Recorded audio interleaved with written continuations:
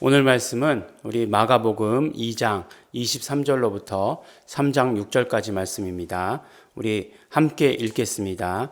안식일에 예수께서 밀밭 사이로 지나가실새 그 제자들이 길을 열며 이삭을 자르니 바리새인들이 예수께 말하되 보시오 저희가 어찌하여 안식일에 하지 못할 일을 하나이까.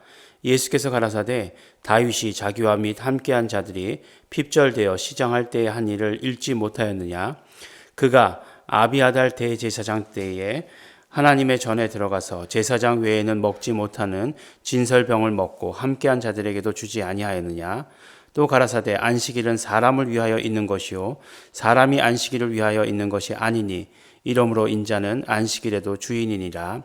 예수께서 다시 회당에 들어가시니 한편 손 마른 사람이 거기 있는지라. 사람들이 예수를 송사하려 하여 안식일에 그 사람을 고치는가 엿보거늘 예수께서 손 마른 사람에게 이르시되 한가운데 일어서라 하시고 저희에게 이르시되 안식일에 선을 행하는 것과 악을 행하는 것 생명을 구하는 것과 죽이는 것 어느 것이 옳으냐 하시니 저희가 잠잠하거늘 저희 마음의 완악함을 근심하사 노하심으로 저희를 둘러보시고 그 사람에게 이르시되 내 손을 내밀라 하시니 그가 내밀 때에 그 손이 회복되었더라. 바리새인들이 나가서 곧 헤롯 땅과 함께 어떻게 하여 예수를 죽일고 의논하니라. 아멘. 네, 오늘은 말씀을 보면 계속해서 우리 2장에서 3장으로 넘어갔지만 안식일에 계속해서 안식일에 관한 이야기를 하시는 것을 보게 됩니다. 참 예수님께서는 안식일에 무슨 일을 많이 하셨어요. 네, 그것이 안식일에 무슨 일을 하신다는 것이 곧 바리새인들과 서기관들과 싸움이 일어날 것이다라고 하는 것, 어떤 그런 분쟁이 일어날 것이다라고 하는 것을 아셨음에도 불구하고 안식일에 일을 하셨습니다. 아니면 안식일에도 똑같이 보통 때와 같이 일을 하셨는데 그것이 부각되었을지도 모르죠. 근데 이 안식일이라고 하는 것이 이 유대인들에게 있어서는 굉장히 민감한 문제였습니다. 왜냐하면 이들에게는 역사적인 아픔이 있잖아요. 어떤 아픔이 있었습니까? 바로 포로 생활이었다고 하는 그런 아픔이 있어요. 우리도 일본 그 일제 강점 시대 36년간이라는 그런 시간이 있잖아요. 그것에 대해서 민족이 잊지 못하지 않습니까? 그래서 그 일본에 대한 감정들 뭐 이런 것들이 아직도 정리되지 않고 있죠. 그래서 뭐 어쨌든지 간에 유대인들도 그런 감정보다는 왜 하나님의 선민이 그러니까 택함을 받은 그런 민족이 이런 일들을 겪어야 했을까라고 하는 것들 그런 것들이 그들에게 있어서는 굉장히 의문이었습니다. 그래서 왜 선민에게 이런 일이 일어났을까라는 것을 생각해 보았을 때 그들이 잘못했던 것들을 이제 생각해 보게 되었죠. 포로 생활 동안 첫 번째가 무엇이었습니까? 하나님의 이름을 망령되이 일컬었다는 것. 그래서 포로 생활 이후에 하나님의 이름을 부르지 않기로 하죠. 네. 그래서 하나님의 이름에 관한 것. 그 다음에 두 번째가 무엇이었냐면 바로 안식일에 관한 것이었습니다. 안식일을 거룩하게 지켜야 하는데 그러지 못했다라고 하는 것이었죠. 그 다음에 세 번째가 이제 그 이방 족속하고 혼인을 맺은 것이죠. 그래서 나중에 돌아와서 포로 이후에 돌아와서 그런 일들을 다 이제 안 하기로 합니다. 그래서 이제 그 안식일에 관한 조항 이런 것들을 만드는데 그것이 몇 개나 되죠? 의문에 속한 계명의 율법이라고 얘기하는 것. 그것이 95개조의 그런 안식일에 관한 39개 조항, 39개 조항의 안식일에 관한 그런 법을 만들었다고 합니다. 95개 조항은 이제 그 종교개혁할 때 이제 써서 붙였던 개수고요. 그러니까 안식일에 하지 말아야 되는 것들을 아주 세분해서 39개 조항을 만들었다는 거예요. 대단하지 않습니까? 이건 절대로 하면 안 된다는 거예요. 그러니까 안식일을 제대로 지키지 않아서 포로 생활을 한 것이기 때문에 안식일을 잘 지키기 위해서 안식일에 하지 말아야 되는 것을 이렇게 자세하게 나눴다는 거예요. 그러면 예수님께서 하신 이 일들이 무엇이겠습니까? 그 조항들에 다 걸리는 것이겠죠. 그러니까 이 바리새인들이 그렇게 예수님에게 대고 직접적으로 얘기했던 것이겠죠. 그리고 이것은 어떤 면으로 이야기하면 하나님께서 정하신 율법이 아님에도 불구하고 이들에게는 율법보다도 훨씬 더 효력이 있는 그런 것들로 다가왔다고 하는 것입니다. 그래서 예수님께서 하신 일들에 대해서 막 비판하기 시작했어요. 그러면 안식일이 정말 어떤 날인가 하는 것을 우리가 잘 알아야 됩니다. 그런데 우리가 생각해 보기를 사람이 안식일의 의미에 대해서 더 잘 알겠습니까? 아니면 하나님이신 예수님께서 그 안식일에 대해서 더 잘 알겠습니까? 하나님이신 예수님께서는 창조 때에도 하나님과 함께 하셨던 하나님이세요. 그렇죠? 그러니까 무슨 말씀을 드리려고 하느냐면 여섯째 날 인간을 창조하시고 그 다음에 일곱째 날 안식하셨어요. 그죠? 일곱째 날 안식하셨습니다. 그러니까 하나님께서 천지를 창조하시고 나서 힘드셨다. 그래서 하루를 쉬셨다. 예. 맞는 말일까요? 예. 안식일의 첫 번째 그 의미는 분명히 어떤 쉼이라고 하는 건데, 쉰다라고 하는 것인데, 하나님께서 피곤하셔서 쉬셨을까? 근데 인간의 입장에서 보면 또 어떤 이야기가 되냐면 여섯째 날 창조되었어요. 그리고 나서 바로 맞이한 다음 날이 뭐예요? 안식일이에요. 이게 그러면 우리 창조되느라고 우리는 피조물이니까 피조되느라고 힘들어가지고 그 다음 날 쉬었다. 예. 이렇게 이야기하는 걸까요? 예. 그것은 아니겠죠.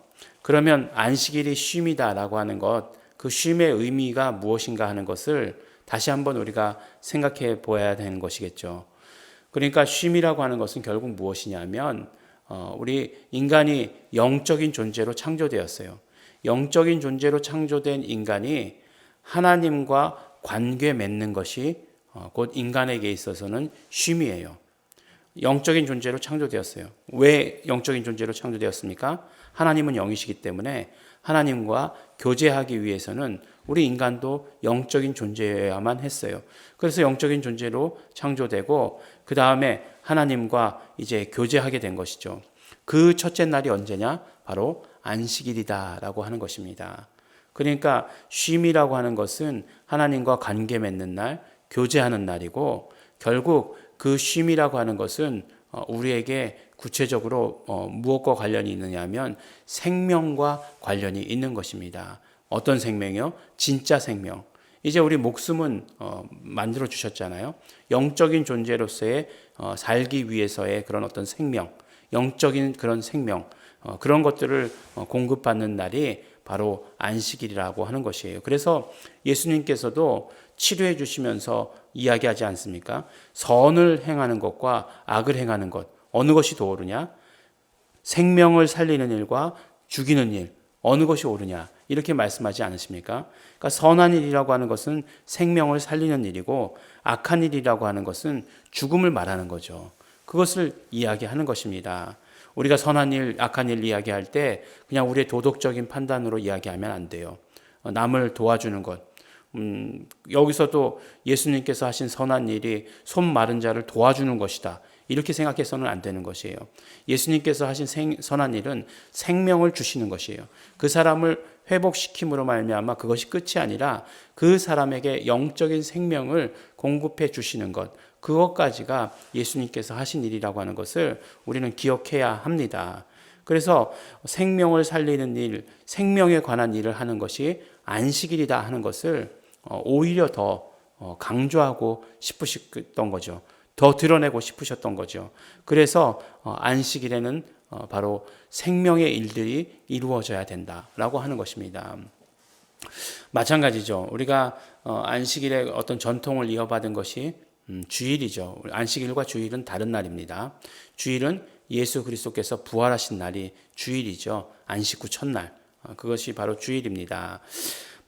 주일날이라고 하는 것이 우리가 이제 빨간 날이라고 해서 노는 날 이렇게 생각하고 있는데 아니죠.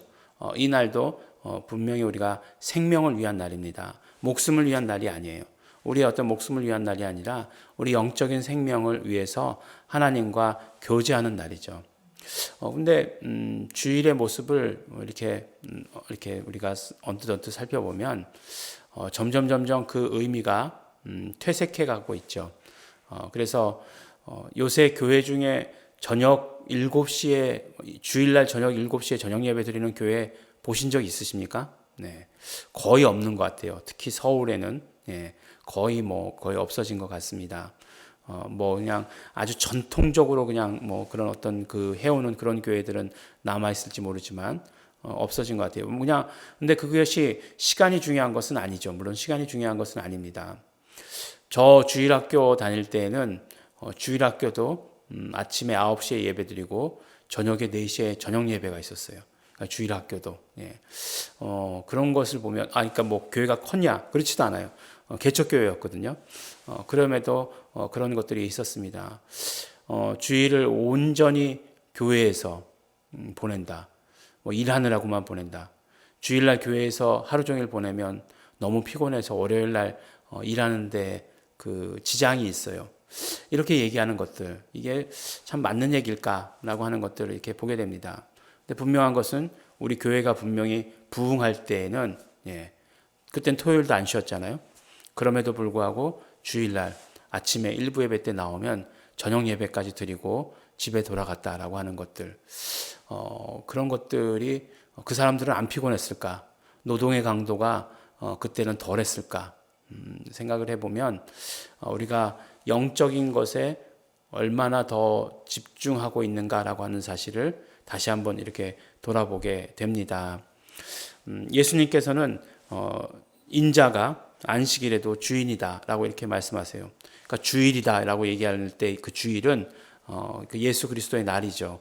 예수 그리스도가 부활하신 날이죠. 그래서 우리가 주일을 지키는 것이고, 안식일에도 여전히 주인인 것은 무엇이냐면 바로 예수 그리스도께서 생명을 주러 오신 분이기 때문에 그 생명의 주제가 생명이라는 그런 관점 가운데서 예수 그리스도가 언제나 주인이시다.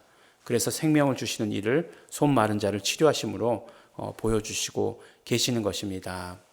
우리 오늘 안식일 논쟁이죠. 안식일 논쟁. 안식일 논쟁에 대해서 살펴보았는데, 안식일이 무엇인지가 우리에게 정확하게 의미로 다가와야 됩니다. 안식일은 생명을 주는 날이고 생명에 관계된 날이고 우리가 생명으로 회복되는 그런 날인 것입니다.